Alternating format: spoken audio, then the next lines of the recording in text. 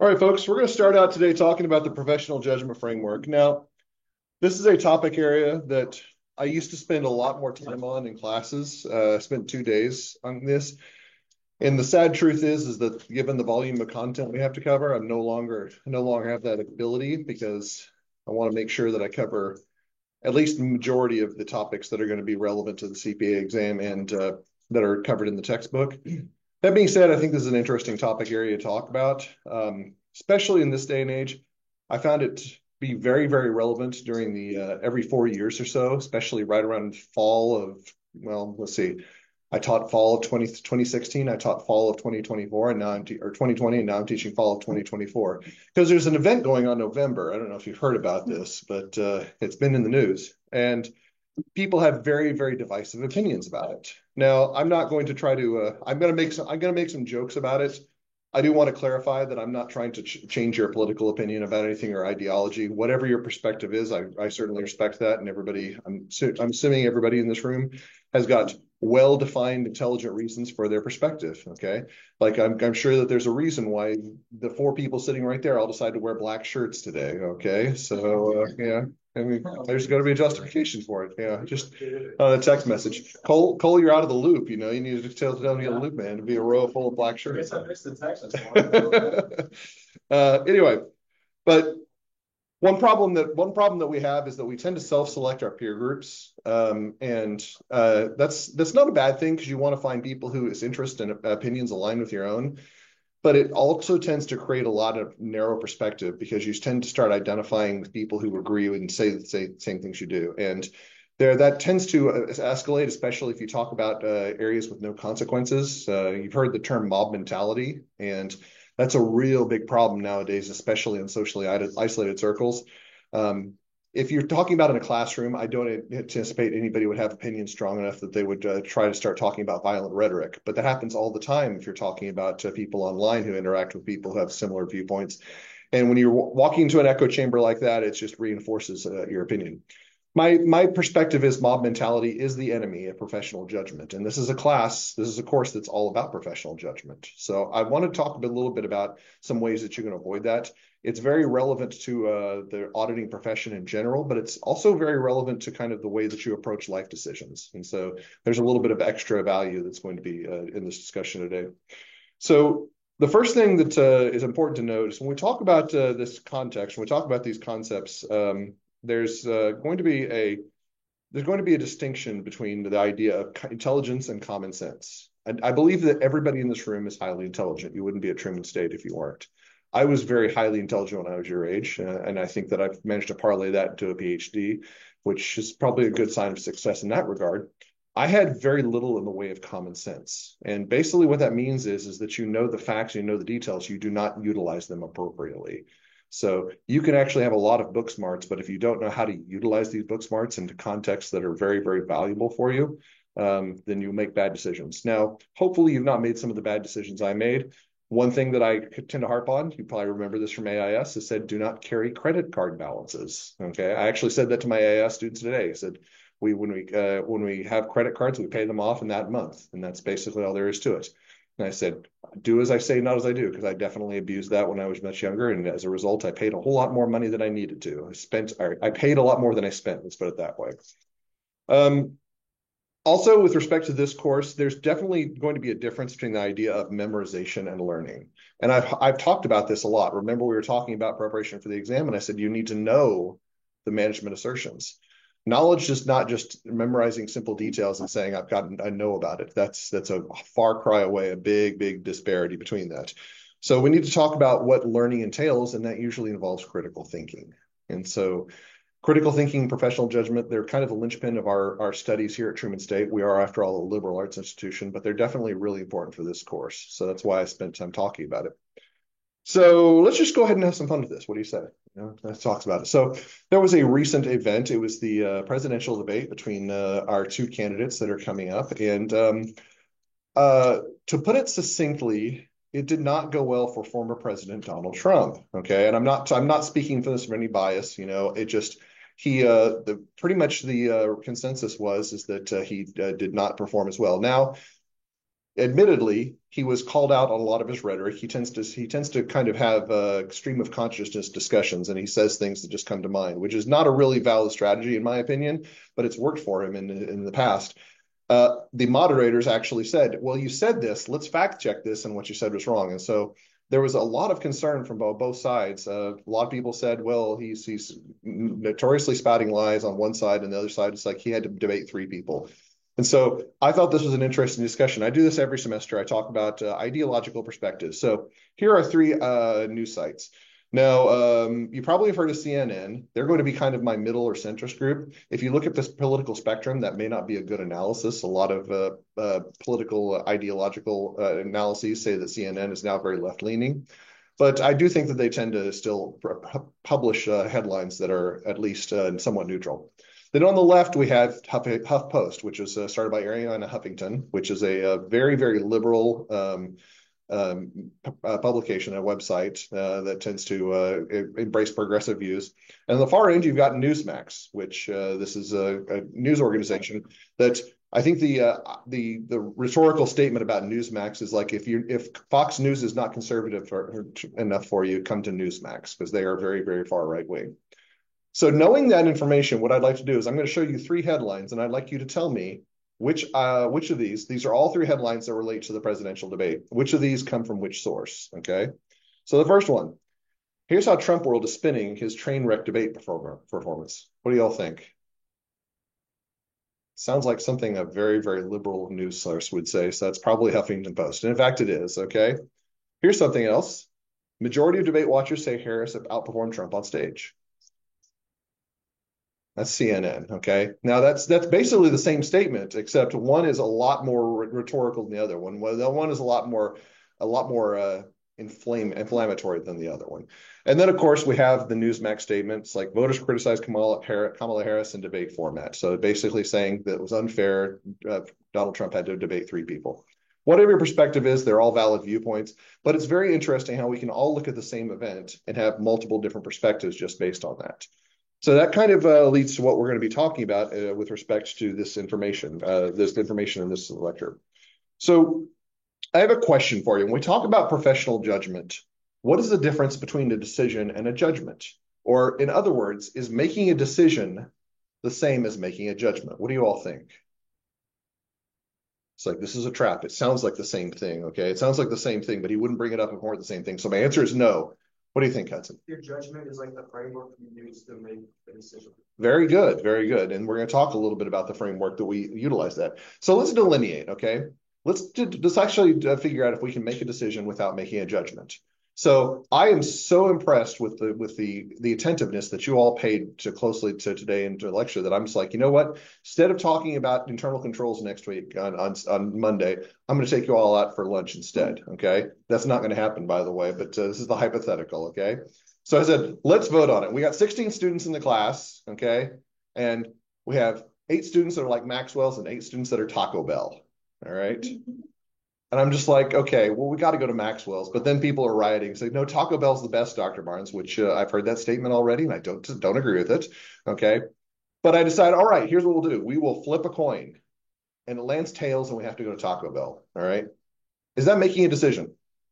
Absolutely making a decision. Is that making a judgment? No, we did not consider any of the virtue factors or the critical aspects of the decision that might make judgment. Like, for example, that if we went to Taco Bell, Dr. Barnes would be sick for the next 3 days. Okay. So that would be a very, very big factor in the favor of not going to Taco Bell. So you can kind of see there's a distinction there is that we actually have to use critical thought in our judgment evaluation process. That being said, we tend to use those terms interchangeably. So it's really, really important to understand what we mean by a professional judgment framework. So here's what was in the book. If you actually looked at the book in the section of the professional judgment framework, it's this right here. And do not worry about memorizing this. There's 100% no chance that I will test you on this. The reason I bring this up is this is a relatively intuitive framework. Clarify issues, objectives, consider alternatives, gather information, reach conclusion, articulate and document rationale. If I ask you to come up with your own framework for making judgments, I'm assuming that you would come up with something very similar to this. All right. Either that or you go to ChatGPT and says, Dr. Barnes has asked me the impossible. Tell me what I need to do to make judgments. Okay. Which is actually be a good approach. Okay. And especially if you use GPT-4. So why are we talking about this? Why is this so necessary? Why am I wasting half of your a class period talking about this if this is intuitive? And the answer is because we don't necessarily always follow the ideas of making a judgment. We tend to use shortcuts. And you probably heard the term when we talk about using shortcuts. What is the I'm blanking on the term that I was going to use. But in mental shortcuts that basically we use for all of our decisions, we don't necessarily imply judgment in those. So easy example of this. When you woke up this morning, you got out of bed. Did you just automatically get up on the side of the bed that you usually get up when you wake up in the morning? You say, no, Dr. Barnes, I sleep on the floor, okay, because I'm tough, all right? So no, assuming you were sleeping in a bed, you probably got up automatically, didn't think about it. You didn't analyze, all right, well, my slippers are on the right side of the bed, but it's usually a little bit warmer on the left side of the bed, and I really need to kind of evaluate this from a critical perspective to figure out which is going to provide the greatest amount of utility for me. We don't do that. In fact, we don't do that for the majority of decisions that we make or decisions we make. So most of our decisions do not actually imply judgment, which means that when we are forced to actually apply judgment in certain scenarios, we may be very bad at it. The term I was looking for is heuristics. Those are kind of mental shortcuts that we tend to utilize in everyday thought. And sometimes they're appropriate. Like getting up and out of bed, I would not say that requires a lot of judgment. Okay. Coming to auditing class maybe requires a little bit more judgment. Maybe it requires a little bit more decision making. Says, okay, here's the options. I can listen to Dr. Barnes drone on and on about a topic that I'm not really interested in, or I could get ahead on Dr. Otero's homework. Okay. Does that require judgment? It requires a lot of judgment because I find out you're working on Dr. Otero's homework, I will bash your computer in. Okay. So there's some thoughts on that. Now, let's go ahead and let's talk a little bit about some of the thoughts that go into this. So how do we actually approach a perspective so that we can actually judge it properly and maintain objectivity? And there was actually an old Greek rhetorical exercise. It was called dosoi logoi. And basically what this was is that when basically in the old Socratic method teachings back in ancient Greece, this is the way that I would love to have classes, by the way. There was no homework, there were no exams. This was actually just a whole bunch of people who wanted to learn information and got together and shared experiences. I think that would be the perfect scenario. The problem is that if you did that at a university level, you get about like 50% of the class that'd be really excited about it, and 50% of the class be like, when's class over? Yeah, so it's kind of the flaw with that particular philosophy. I do think that we're moving a little bit more towards that, but that's a different discussion. So Greek rhetorical exercise where they basically said, you've got a perspective. I want you to argue both sides of that perspective. I want you to argue what you believe, and I want you to argue against what you believe.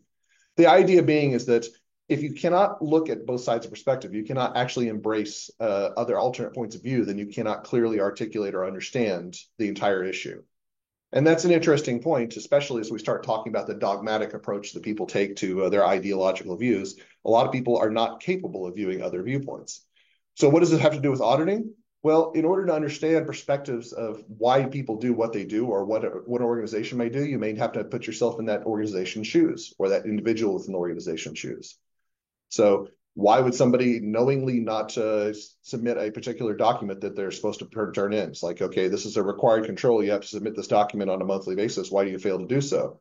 It's like, one way you can say this is a failure, this is a control failure. Another way you can say, well, maybe they have an issue that prevents them from doing that. So understanding that and trying to get perspective is really important to be able to see the whole picture. Has anybody ever played the Civilization series on the video game series? I started playing that back when I was in college, which was 100 years ago. I played with the original Civilization. I played all games in the series, and the new one's coming out next February. Civilization 7, which I'm really old. Yeah, the first Civilization came out before anybody but me when this room was born. That's the amazing part. So there's actually, whenever you unlock a technology, there's a quote associated with it. And this is the one unlocked for education. It's one by Aristotle that I really love. It is the mark of an educated mind to be able to entertain a thought without accepting it. And I will say right now, if everybody in the world could do this effectively, we'd have a lot fewer problems in the world than we have right now. So that's one thing that I think is really important to understand.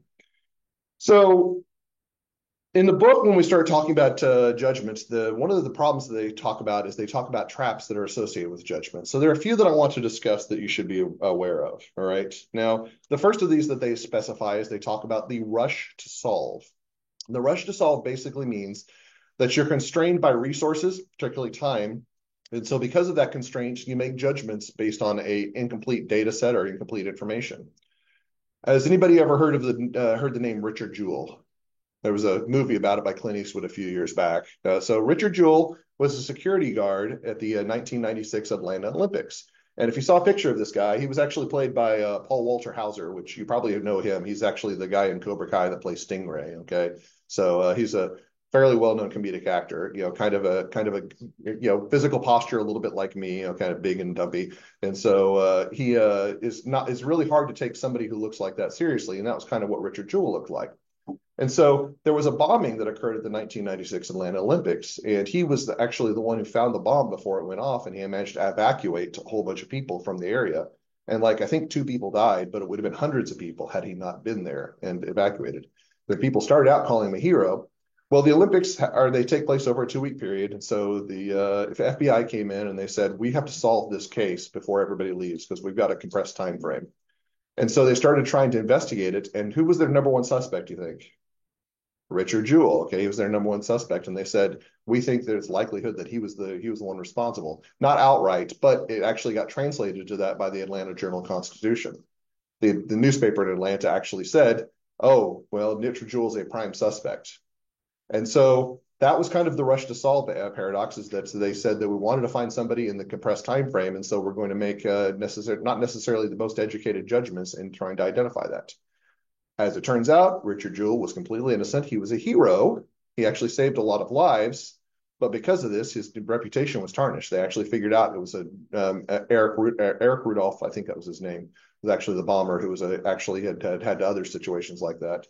And so without going into much detail, it's a fascinating biography. If you ever come across it, or come across the movie, it's fascinating to go into, where basically this poor man was broken down for just doing his job because of this particular bias that we ran into, this particular trap that happened.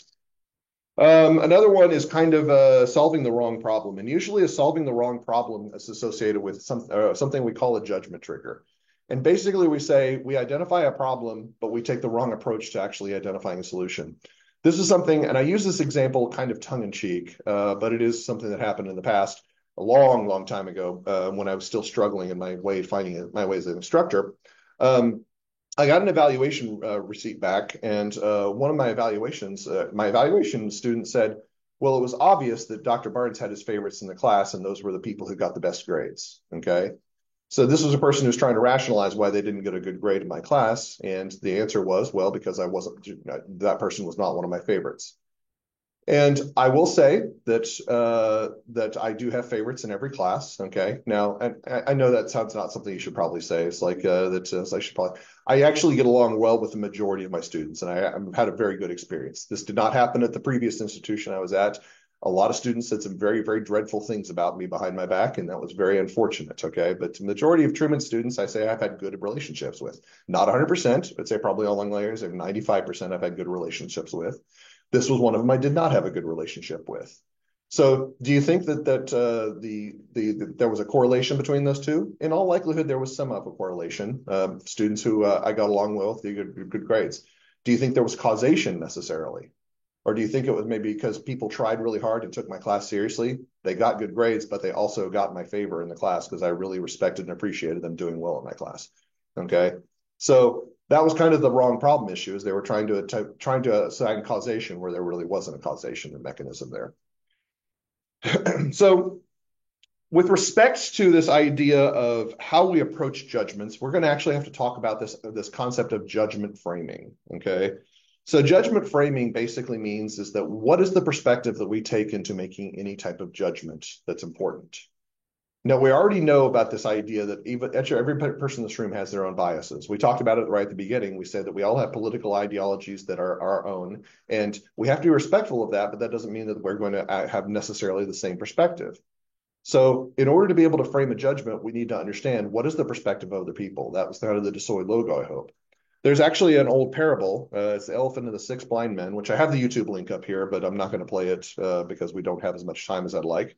But basically, the whole story, the way it goes, is that there are 6 blind men walking down a road, and they encounter an elephant, and they're trying to understand the nature of the elephant. So you can see each of the blind men is touching a different part of the elephant. Like you've got this guy here who's grabbing on the tusk and say the elephant is a pipe, okay? And then this one right here is grabbing onto the leg and says, no, the elephant is a tree. And another one down here is grabbing the tail saying the elephant is a brush.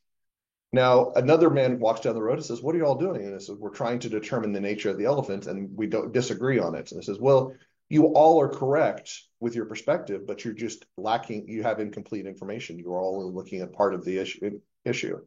And that's a really important takeaway because I think that we tend to anchor on really, really specific pieces of information and tend to focus on those as the primary information and don't acknowledge that other information may be important. There's actually kind of an analogy for this, and I hesitate to bring it up, but it's really, really important because I think that it's the perspective that you should take moving into this. So it's the idea of a fresh lens. And lens means what with an optic device that you would see through. Now, this is obviously an analogical lens. We're not actually talking about real pieces of glass or pieces of material that we would look through. But the fresh lens says that we want to actually take a different framework, a different perspective. How many of you all have eaten sushi before? Okay. I don't eat sushi very often, but I do enjoy sushi when it's really, really high quality and good, which sadly generally doesn't mean Kirksville, Missouri. Okay. Although Bonsai is pretty tasty, I have to admit. Okay. They do a nice job. I haven't been to the Mizu yet, but I heard good things about that. The problem being is that we're in Kirksville, Missouri, and we're, literally hundreds of miles away from the nearest coast. So it's very hard to get fresh seafood here. But when you get good sushi, okay, you want to enjoy every single piece individually. So you get all these different types of sushi out there and you're trying to enjoy a piece and you get a piece of tuna and you put it in your mouth and it's delicious, okay? But tuna has a very distinct flavor. So how do you solve that problem? They give you these nasty pieces of pink stuff on your plates that you're supposed to chew. And does anybody know what that is? Pickled ginger, okay? The most disgusting thing God has ever made, okay? But what is the purpose of that? What is the purpose? It's to cleanse your palate, okay? It's cleanse your palate because you want to actually be able to respect and appreciate every single piece of his sushi individually. That's how we should approach judgments, is we should actually say we need to actually look at it from a fresh perspective every single time. It should not be, well, tuna is superior and then everything that I test is going to be from the perspective of tuna. You may enjoy tuna, but that's not to say you won't enjoy salmon or some other piece of sushi just as much for its unique contributions or its unique qualities. All right. I might want to take notes on this next part. So the book talks about 4 mental shortcuts. And traditionally, when I ask an exam question, it's going to be on one of these 4 items. All right. I do think that these are important to be aware of, and there's some important distinctions to make. This is in the textbook, by the way, so you can refer back to them, but some delineation about what these each represent. So the first of these are also, by the way, I'm going to call them tendencies, but you can actually frame them as biases as well, because you've probably heard them termed as biases. But the first one is called the availability tendency. And that's our tendency or our bias on making judgments based on only information that's readily available to us. That's a real problem when we talk about auditing, because a lot of times we'll look at previous year information and we'll say, all right, this is the conclusion they reached last year. This is likely the conclusion that we'll reach this year. So we don't do a lot of digging or do a lot of depth of research. And we don't really analyze anything that has changed. And we can note that things can change pretty substantially in the period of a year. One example that I used several years ago is that has anything in the environment changed for the organization from 2019 to 2020? Okay. Was there any big event that changed between 2019 and 2020, like a global massive event that you guys may be able to identify very readily? Yeah, the pandemic, the COVID pandemic, okay, which would change substantially the way that we would approach the audit simply because of the risks involved associated with that. So if we had an availability tendency where we only looked at previous information, we were missing a big part of the picture. The next one is probably one you're familiar with. This is the confirmation tendency or confirmation bias. We all have our own perspectives, and so we take those perspectives in making our own judgments. So we say, this is what I believe. I'm only going to accept information that supports this. Now, again, I'm going to get a little bit disruptive here. I apologize if this is offensive, but this is one that's well documented. So this actually relates to the pandemic, and one of the big areas of the pandemic had to do with the vaccine. And there were a lot of people who were very big number of people in the United States who were very much against vaccines, okay? And whether you are or not, I don't have a judgment, but one of the arguments for the anti-vax movement had to be with a piece of research that was had talked about how vaccines could cause autism. Now, Scientifically speaking, that particular piece of research was evaluated and it was debunked. It was said this was not a valid piece of research. And yet people who really wanted to cling on to this idea that vaccines were harmful used that as their justification, even though it was an erroneous justification. Okay. If you've got other reasons for being anti-vax, kudos to you. I don't particularly care one way or the other. Okay. But that particular piece of information is not valid, and that was again the perspective a lot of people took. There are certainly a lot of things we could take into that. We could actually say with auditing, we want the client to be free from material misstatement, because if they're not free of material misstatement, that's a lot more work for us. So we're only going to evaluate evidence that does not show issues or evaluate or put in any. We're only going to I can't talk now. I don't know what's going on.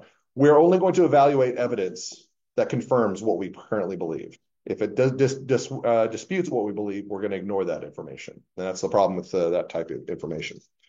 Next is overconfidence tendency. So the overconfidence tendency tends to be that we put too much faith in ourselves and others to be able to do things that they're not capable of.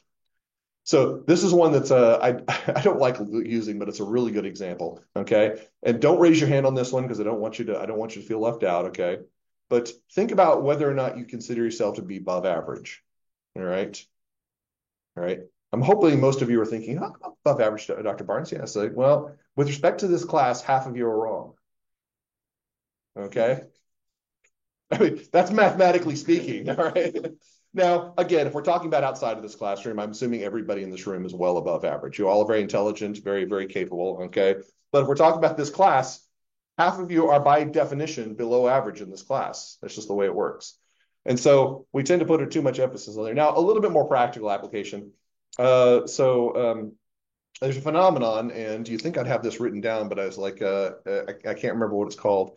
Oh, Dunning-Kruger, Dunning-Kruger phenomenon. Has anybody ever heard of that?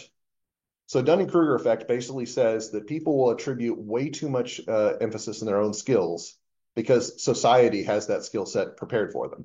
So, like for example, I say, "Hey, do you know how a zipper works?" Says, "Yeah, of course I know a zipper. I use one every day. I unzip my backpack. You know, I've got zippers on a lot of stuff. Zipper, that's easy, Dr. Barnes." I said, "Okay, explain it to me."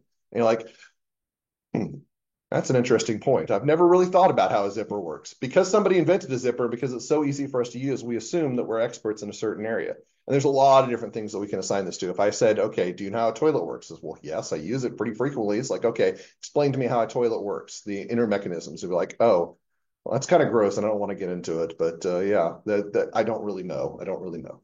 And there's actually a whole bunch of things in this world that are like that. We ascribe our own competence to something that's a social competence. And that's a real problem with an overconfidence tendency. Then we finally have what's called the anchoring tendency, okay? Now, the anchoring tendency is similar to the confirmation tendency, except it is more attributable to value. When we assign usually a numeric or an ordinal value to something, we tend to attribute saying this is the value that we assign to it, and moving too far away from that value is basically what creates bias for us. So I actually really like this. There's a comic book comic from online that I found on this. Is actually Eve in the Garden of Eden, and she's talking to the serpent. It says, "Eve, you should eat the apple." It's like, okay, I don't want to do that. So that's okay. It would cost $400. And Eve's like, oh, okay, it's good. She says, wait, no, it's only $4. And now Eve is like, you know what? I didn't want it before, but you assigned $400 as the initial value. Now, when you say it's only $4, I'm thinking that's a bargain. It's a little bit like when you go into a restaurant and it's just like, okay, I would just like a medium beverage. It's like, okay, well, if you order a large beverage, it's only going to be 25 cents more. And she's like, oh my gosh, that's like I'm getting like 3 times as much for only 25 cents more. That's such an incredible value. Is it though? Is it though? Do you really need that? I mean, I'm as big a victim as anybody for that. I'll take a value anytime, but let's be honest. They're not really getting that big a deal out of it. And so Serpent's actually reading earlier, and he's actually saying, God's talking to him. Are you reading the Necronomicon again? It says, no, it's kid stuff. And you can see down here, it says behavioral economics. Okay. So yeah, ascribing a value to something and then moving too far away from that value creates our bias. And that's a real problem with that. So with respect to how we're going to approach moving forward, let's just talk very briefly about what characteristics you should possess. This is in the slides. These are the judgment tendencies listed here. So we got those listed out. But what are some characteristics that you should have when you're making these types of judgments? Now, skepticism, we already know because we've talked about skepticism from an audit perspective. That is something that we need to possess in order to be able to actually exercise due professional care. So how do we exercise skepticism? Well, first of all, we have a questioning mind. We don't ever accept anything at face value. We have suspension of judgment. We don't make our judgments until we have all of the information we need to make an educated one. Search for knowledge. We look outside of our comfort zone for information that's relevant to the judgment at hand. Interpersonal understanding. We realize that people are not going to have the same perspectives as us, so we need to make sure that we're not evaluating from a biased perspective. Autonomy is a really important one. This is one that we need to actually have confidence that we can make the decision on our own, that we set ourselves at a high enough value to be able to make good decision. And same thing for self-esteem. Autonomy is basically walking from independence to self-esteem, is saying that not only can we operate independently, but we are confident that we can operate independently. So the last thing I want to talk about with this is kind of the wrap up with this, but with respect to the professional judgment framework, it's really, really hard just to kind of consider these on their own and consider these just within the context of a 30-minute lecture. I will say that I don't expect you to walk out of this room and say, okay, I'm going to exercise characteristics of skepticism in everything that I do from nowadays. And if you do, good on you, okay? But that's not what I'm expecting. I'm expecting that when you actually face problems like this, when you face issues that do require judgment, that you're just more aware that you do need to be cautious and don't try to sprint into it and exhibit one of these biases that we're talking about here. And as you kind of take a little bit more time to think about the judgments that you make and how they relate to different aspects of your life, I think you'll find that it becomes a little bit easier for you to exercise kind of these disciplines that would be necessary. Particularly as you move on to your career, this is going to be something that's increasingly more important, particularly as we start talking about ethical and professional considerations that need to be exhibited. But with that, we are done with this lecture. But we got something really important to talk about.